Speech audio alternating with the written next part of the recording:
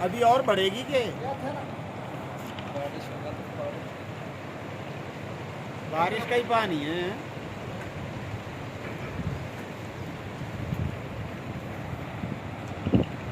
इसका मतलब इस नदी में बहन जो ऊपर से पानी आ रहा है तो ऊपर तक बारिश हो रही है, इसका मतलब है ये रूमसे वाला नहीं, रूमसे वाला। हाँ, ये पानी मिल के आ रहा है। ज़्यादा आ रहा है।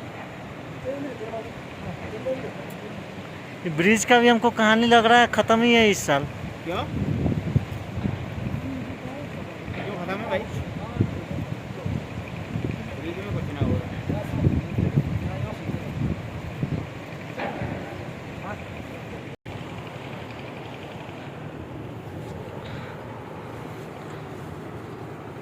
दो आदमी को बढ़िया सो सकते हैं इसमें। हाँ हाँ,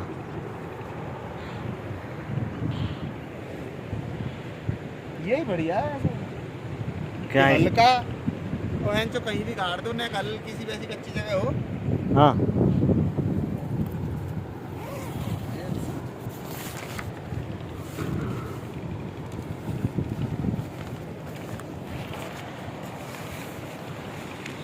कोई सो रहा है क्या इसमें? ना कोई नहीं सो रहा है। बढ़िया चीज़ है यार, इस पे ना कोई भीगेगा है। हाँ, मैं तो ये सोचता था कि साला नीचे पानी आ जाए माना तो फिर